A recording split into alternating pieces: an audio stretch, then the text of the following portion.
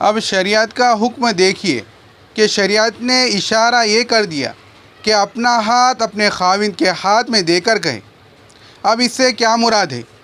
اس سے مراد یہ نہیں کہ فقط ہاتھ پکڑ کر کہے، ہاتھ خاوند کے ہاتھ میں دے کر کہے۔ مراد یہ ہے کہ اپنے آپ کو خاوند کے سپرد کرے۔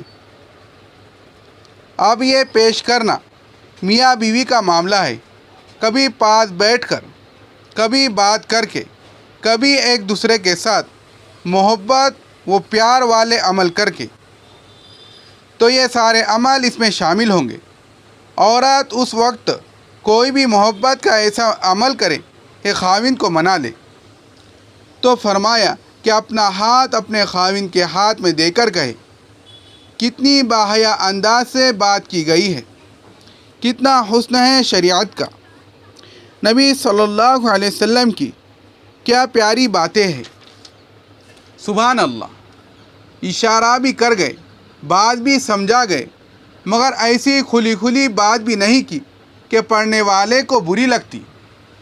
تو ایسی پیاری بات کہی کہ اپنا ہاتھ اپنے خاوند کے ہاتھ میں دے کر کہے، یعنی اپنے آپ کو خاوند کے حوالے کرے۔ محبت کا کوئی عمل خاوند کے ساتھ ایسا کرے جس کی وجہ سے خاوند کا غصہ خوشی میں تبدیل ہو جائے، اور اس سے کہہ دے کہ میں جب تک آپ کو مناؤں گی نہیں اس وقت تک میں ہرگز نہ سوؤں گی۔ جب کوئی عورت غصے کی حالت میں خاوند کو ایسی پیار کی بات کہیں گی تو پھر خاوند کا غصہ کیوں دور نہ ہوگا۔ یہ اتنا پیارا اصول نبی صلی اللہ علیہ وسلم نے بتا دیا کہ عورت اپنے خاوند کے غصے کو اسی وقت ختم کر سکتی ہے۔ اس سے اس بات کا پتہ چلا کہ میاں بیوی میں اگر کسی بات پر کوئی تلخ کلامی ہو تو اس وقت تک نہیں سونا چاہیے جب تک کہ ایک دوسرے سے راضی نہ ہو جائے۔ حدیث پاک میں آیا ہے کہ خاوند ناراض ہو کر سو گیا اور بیوی نے اس کو منانے کی کوشش نہ کی، تو جب تک وہ کوشش نہیں کریں گی اللہ تعالیٰ کے فرشتے اس پر لعنت کرتے رہیں گے۔ آج کل ماڈرن قسم کی بیویاں ذرا سی بات پر منہ ٹیڑھا کر سو جاتی ہے، اکڑ کر سو جاتی ہے۔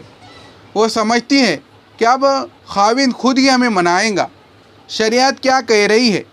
بیوی خاوند کو منائے، اور یہ کیا چاہتی ہے کہ خاوند ہمیں منائے اور پھر ہم جنت میں بھی جائے۔ سبحان اللہ۔ بات تو شریعت کی چلتی ہے، ہماری بات تو نہیں چلتی۔ تو شریعت کہہ رہی ہے کہ جب خاوند ناراض ہو یا بیوی ناراض ہو تو بیوی کو پہل کرنی چاہیے۔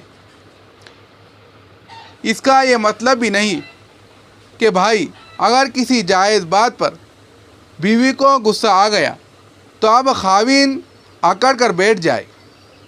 نہیں، خاوند کو بھی یہ کہا جائے گا کہ بھائی تم نے اول تو بات ہی ایسی کیوں کی کہ اپنی بیوی کو غصہ دلا دیا، جو ہر وقت تم سے محبت کرنے والی ہے، جو تمہاری اپنی ہے۔